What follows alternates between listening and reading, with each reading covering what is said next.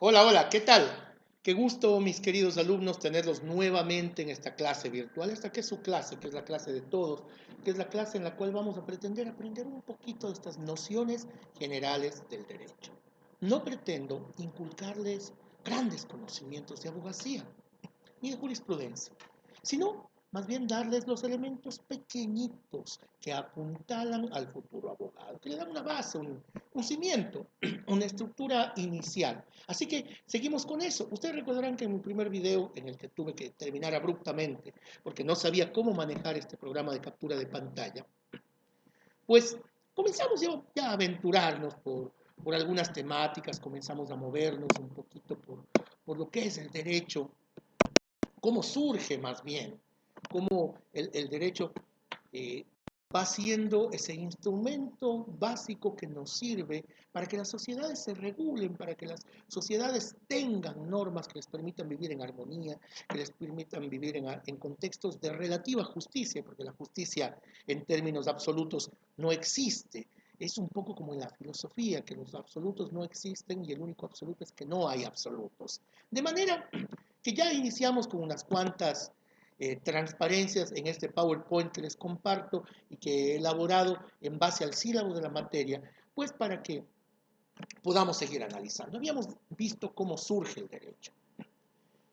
Habíamos puesto un ejemplo de la cueva, en la que alguien da oportunidad para que otro more en ella, pero le pide que haga algo a cambio, o sea, que entregue una especie de pago, ya sea con tareas, ya sea con aporte a la alimentación de esa cueva primigenia, y así nace el derecho, pues, de inquilinato. ¿Por qué no? El derecho de familia que ya está ahí constituido, la relación del padre con los hijos, esa relación de poder que en alguna forma existe desde siempre entre padre con hijos, entre el padre y la esposa, donde se fundamentan los primeros rasgos de este machismo aborrecible que debería desterrarse, pero bueno, así funcionamos y en todo caso ese es un poco el origen.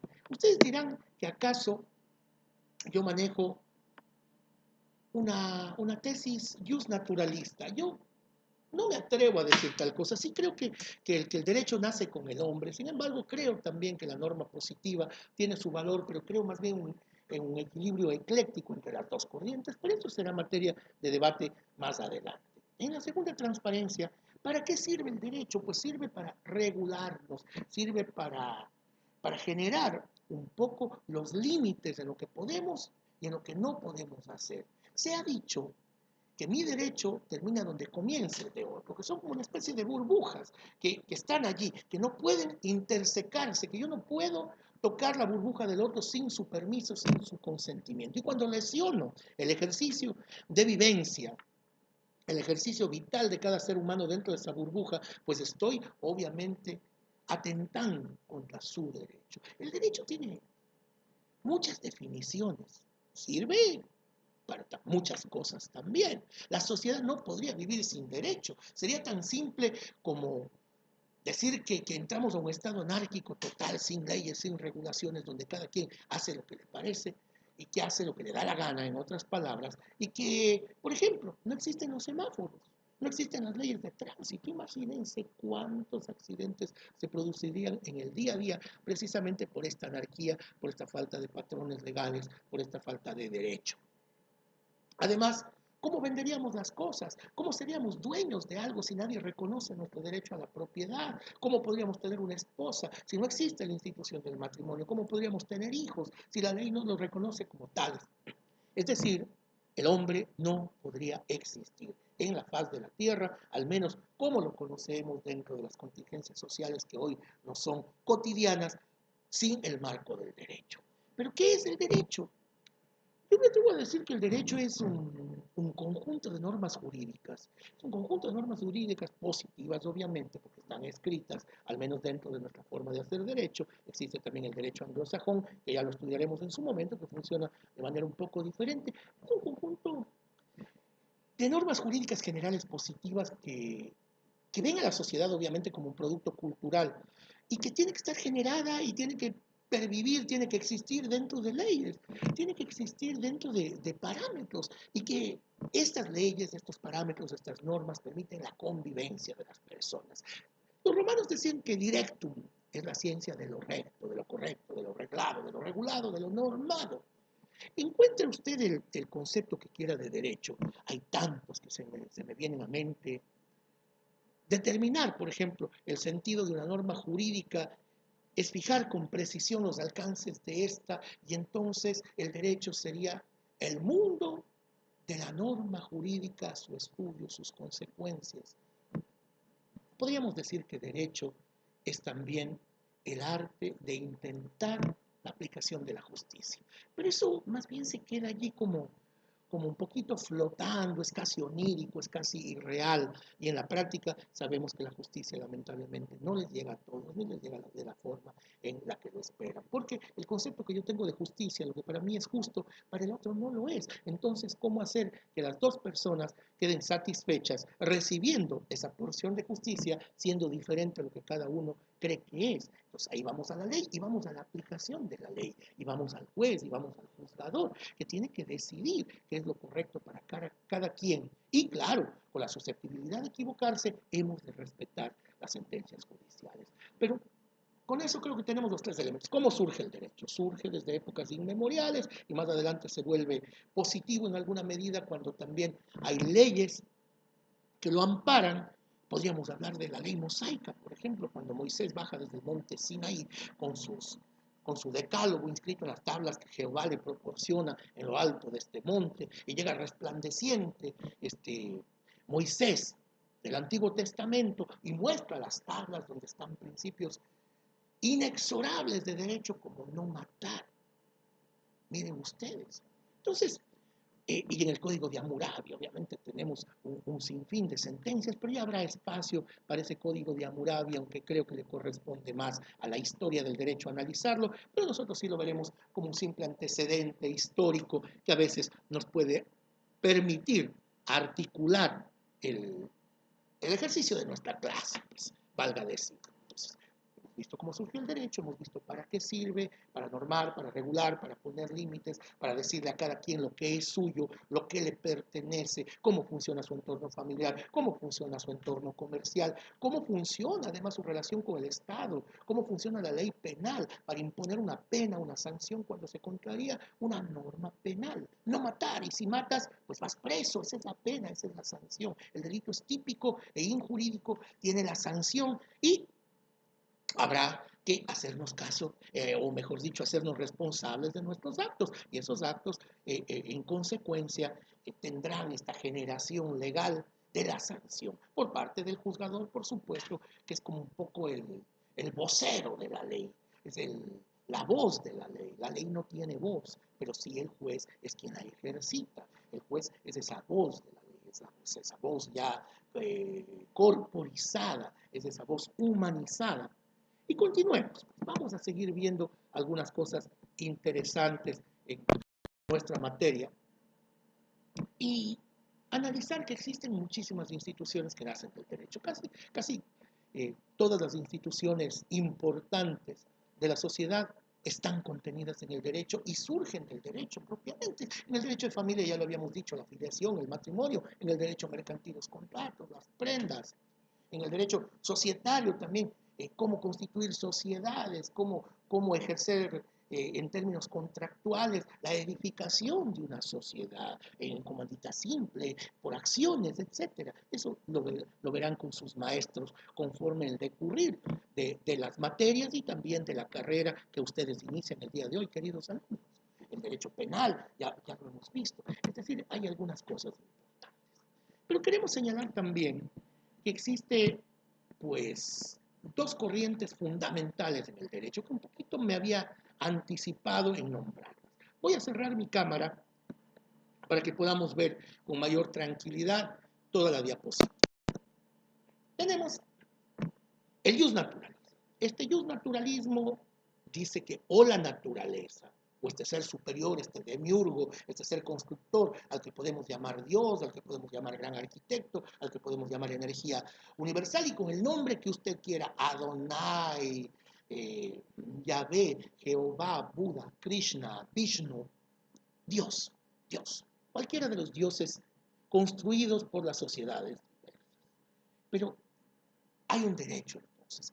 Y conceptuaríamos diciendo que el justnaturalismo es una doctrina jurídica con características éticas y filosóficas que reconoce la existencia de derechos humanos, que ¿de dónde vienen? Pues vienen dados por la naturaleza, por supuesto, o Dios, como les había dicho, antes que cualquier otro ordenamiento creado por el hombre. Esta conjunción entonces de cuestiones superiores que dimanan o de la naturaleza o de Dios dan origen al justnaturalismo. Un derecho natural que existe en el hombre desde sus albores, desde que nace, está en su interior, está en su alma y se manifiesta luego, obviamente, en diferentes formas de derecho, los derechos que ya hemos ido viendo y analizando un poquito en estos albores de la clase. Hay un justnaturalismo al que se le denomina clásico. ¿Por qué? Porque aparece precisamente en la época clásica del pensamiento, esa época clásica, por ejemplo, de la Grecia antigua, esa Grecia maravillosa donde las más grandes mentes, donde estas luminarias del pensamiento, Sócrates, Aristóteles, Platón, Anaxímenes, Anaximandro, Heráclito, Epicuro, Diógenes, comienzan a parir, a darle a luz al mundo algunos de los substratos intelectuales más profundos y poderosos que se conozcan. Entre los clásicos, por ejemplo, nuestro buen Platón, Aristóteles de Atenas, que por sus espaldas anchas, platos en griego, fue así apodado por uno de sus maestros de gimnasia, Platón, en su célebre obra La res pública, la república, la cosa pública, y en leyes, y Aristóteles en la ética nicomaquea, o la ética nicomaquea, que fue dedicada ahí como nota al pie de página, a su padre Nicómaco y también a su hijo Nicómaco, ¿por qué no? Que ambos se llamaron de aquella manera. En estos cuadernos éticos, en estas obras, pues ya hay un aparecimiento donde se dice que pues el derecho surge de un estrato superior, surge de la naturaleza, surge de una esencia que va más allá de las acciones del hombre. Entonces, miren, tanto ya Platón como Aristóteles se decantan un poco por esta corriente justnaturalista, por esta línea clásica que ven ellos principalmente a sus autores iniciales. Miren en su obra política, el buen Aristóteles, el gran pensador, creador de la lógica, de las categorías aristotélicas que tanto nos sirven en todos los quehaceres, que lamentablemente sus obras se perdieron cuando por allá en los incendios de la biblioteca de Alejandría, pues prácticamente todos sus textos literarios desaparecen, son incinerados, son perdidos y solamente quedan más bien obras rescatadas de manera a posteriori en el órgano, pero en todo caso es bastante lo que nos llega del buen Aristóteles y creo que es suficiente para que podamos tener una idea bastante interesante de su pensamiento. Y sin divagar tanto, pues entremos a esto, a la política. En la política Aristóteles nos plantea que el intelecto, el raciocinio humano, la inteligencia, la lógica humana, forma parte del jus naturalismo, de ese derecho natural. Por lo que entonces cánones como y esencias filosóficas y, por qué no, también jurídicas, son derechos naturales. La paz, repito, la libertad, la capacidad de los hombres de ejecutar libre pensamiento, todo eso es parte de ese derecho natural que Aristóteles contempla en su obra La Política. El buen Cicerón, Marco Tulio Cicerón, en este periodo greco-romano del pensamiento. La influencia de Grecia está manifiesta de forma plena, de forma efectiva en el pensamiento romano.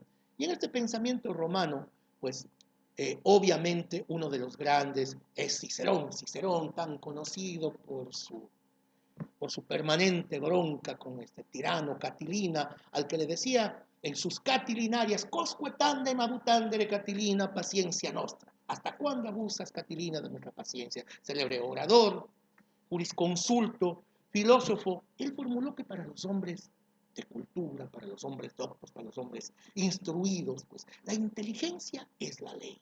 Porque ella dimana.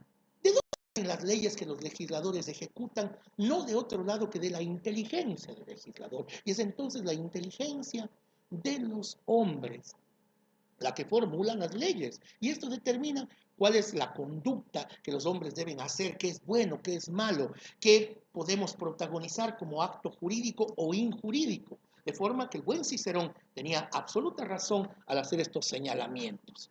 Más adelante hemos de ver, pasando por San Agustín, algún análisis somero hace del justnaturalismo como un derecho que dimana de Dios. El buen Santo Tomás de Aquino, este célebre pensador, padre de la escolástica, de este pensamiento que logra conjugar la razón aristotélica y la fe, es decir, es un neo-aristotélico, amparado en términos de la iglesia, del pensamiento cristiano. Santo Tomás de Aquino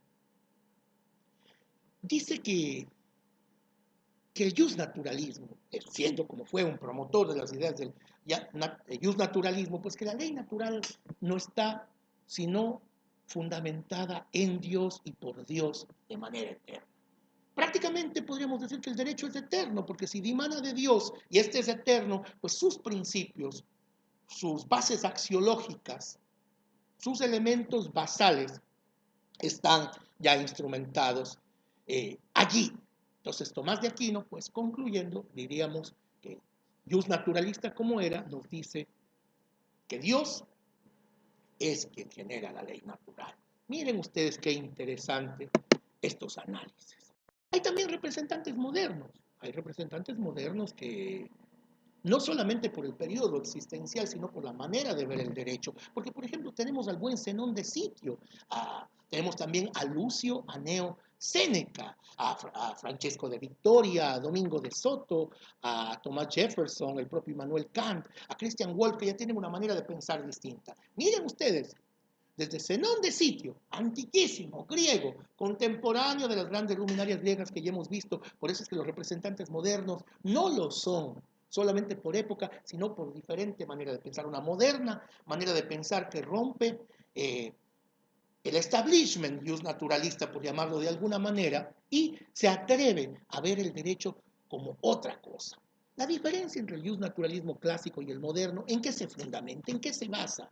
¿Dónde asienta sus principales creencias?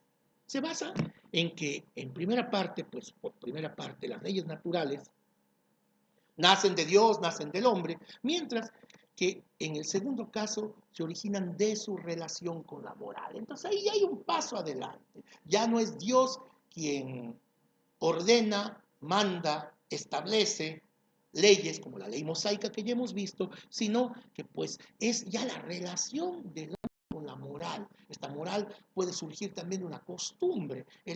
Sabemos que la moral es cambiante, que hay morales diferentes. Una cosa es la moral islámica, otra cosa es la moral cristiana, otra cosa es la moral de la libertad plena, otra cosa es la moral anárquica. Existen diferentes tipos de moral y están estas conjeturadas en términos de tiempo y espacio. Recordemos también, y aprovechando la coyuntura, que hay que saber diferenciar moral y ética. La moral es axiológica. La moral está allí como inasible, mientras que la ética es la moral aplicada, es la deontología, el deber ser, los quehaceres que han de ejecutarse para estar en términos de consistencia ética adecuada. Entonces, moral y ética son diferentes. Pero miren aquí, ya se establece que en este segundo caso, esta diferencia que marca el modernismo en cuanto a dejar un poquito atrás del justnaturalismo, está determinado porque hay una relación de los hombres, sea con la moral, sea con el quehacer social, sea con la costumbre, etc. Pero fue el gran Hugo Grocio, este magnífico autor, pensador jurídico, Hugo Grocio, quien marca el cambio, quien genera las puertas de la evolución entre uno y otro pensamiento, es decir, el clasicismo y ya un pensamiento moderno respecto del derecho. Aunque también podríamos nombrar a este jesuita. Los jesuitas siempre han sido frailes muy ilustrados, con mucho conocimiento y de entre ellos, pues, grandes pensadores, aún libres pensadores, siendo jesuitas. Mire usted esta aparente dicotomía. Pero Francisco de Suárez ya había establecido pensamientos a este respecto también. Y existen pues muchas otras injerencias, no solamente la presencia de Dios o un elemento natural o connatural al ser humano que le hace distinguir lo bueno y lo malo. Kant decía que todos los hombres son buenos de nacimiento. En cambio, Hobbes, el autor de Leviatán, decía que todos los hombres nacen malos, que todos los hombres son perversos y que es la contingencia social, las leyes, las normas establecidas las que lo obligan a transitar por una senda de aparente bondad, donde simplemente no se sale de la raya para no ser objeto de las sanciones y de las penas, pero esto también más tiene que ver con la filosofía jurídica, que en algún momento también, y si la oportunidad lo permite, en cursos superiores podrán ver, ojalá conmigo. Pero vamos a ver ahora ya la corriente que salta el justnaturalismo. Deja atrás el justnaturalismo, dice, el justnaturalismo ni estas medias tintas de la modernidad son aquellas válidas o determinantes, sino que existe un derecho positivo. Este derecho positivo, también llamado positivismo jurídico, define pues al derecho como el principio de la ley. La ley no es todo. La ley manda, prohíbe, permite, y eso es a lo que tenemos que hacer caso. Tenemos que siempre agachar nuestra cabeza ante la ley. La ley es el supremo ejecutor de cuanto el hombre puede, no puede hacer, y pues la ley. Y no se admite además otro contingente, las ideas previas como fundamento. La ley es la base del derecho. No existe ni un Dios que está articulando cosas buenas o malas que podemos o no podemos hacer, ni está por otro lado una naturaleza intrínseca, genética, atávica, que pervive en los genes humanos o en su sangre para hacernos entender lo que es bueno y lo que es malo. Ni nacemos buenos ni nacemos malos. La ley nos determina, la ley nos marca, tenemos que cumplirla a rajatabla y eso es todo. Las leyes del derecho positivo, pues obviamente son objetivas, se encuentran valoradas en un conjunto de normas dentro del ordenamiento jurídico. No recurren a órdenes supremas, obviamente ni religiosas, ni filosóficas, ni dogmáticas, ni tampoco permite que las razones entren a debatir sobre el derecho, las diferentes lógicas, las diferentes esencias personales. La ley es ad pidem litera, es decir, deberíamos seguirla al pie de la letra. Y la ley también es independiente de la moral. Para alguien será inmoral que una persona salga a trabajar a la calle con el torso desnudo porque es un herrero que no quiere sentir calor. Para otro eso será absolutamente normal, en cosas tan simples. No hablemos sobre la desnudez pública, no hablemos sino de los comportamientos frente al matrimonio o el divorcio, al aborto, al matrimonio entre personas del mismo sexo, etc. Cada persona tiene una visión moral, pero la ley nada tiene que ver con eso. La ley está dictada y esa ley tiene que cumplirse. El derecho sí se determina por las condiciones de tiempo y espacio, obviamente, porque existen diferentes cánones legales en partes del mundo diversas. Obviamente habrá una ley en Ouagadougou, en Timbuktu, en África subsahariana, u otra diferente en el Brasil, en Norteamérica, etc. Ese es el espacio, el lugar y también el tiempo. Hubo una en la época de la Inquisición, hubo otra en el Medioevo, hubo otra, yo no sé, en cualquier periodo histórico, en el periodo helénico clásico o en el periodo cristiano, con el nacimiento del buen Jesús en el aparente año cero, donde hay un serio error, porque parece ser en términos históricos que Jesús nació en el año 6 o menos 7 para poder coordinar esa existencia a su vez con los accionarios de Herodes el Grande, que mandó la matanza a los santos inocentes, pero eso es harina de otro costal que también conversaremos en otro momento. En todo caso, el positivismo, el derecho positivo, es libre de prejuicios que establezcan lo que es justo, lo que es injusto, lo que debe hacerse, lo que no debe hacerse, porque su punto de partida es lo que dicta el poder soberano.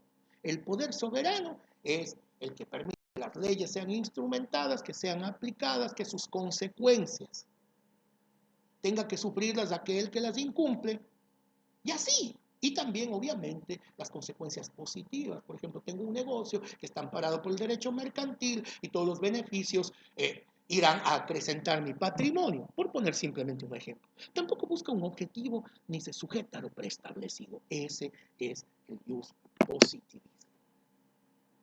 Este legalismo positivista tiene como otra de sus características básicas es el imperativismo. Usted se preguntará qué es esto, el imperativismo, qué quiere decir esta palabra un tanto difícil y que no hemos escuchado a nivel del colegio. El imperativismo es que existe un poder estatal que no parte de la filosofía, que no parte de la religión, que no parte de la Biblia, que no parte de la iglesia. Nace del poder estatal, para que la ley impere, la ley sea imperativa, sea obligatoria. Obviamente, lo hemos dicho, manda, prohíbe, permite ciertas acciones, ciertos actos, ciertas contingencias y accionarios del día a día están reguladas y se pueden hacer o no se pueden hacer. Es el poder estatal el que dice lo que tienen que hacerlo, cómo deben actuar sus súbditos, y en caso de no acatar los mandatos, estos se enfrentarán a cumplir sanciones ante la ley. Con eso terminamos esta segunda clase. Les envío un abrazo súper fuerte y pues nos veremos próximamente. Ya saben, esto es Nociones Generales del Derecho de la Universidad San Gregorio de Portoviejo en sus niveles básicos de carrera. Soy el doctor Alberto Vélez León y les digo hasta muy pronto. Adiós, queridos amigos.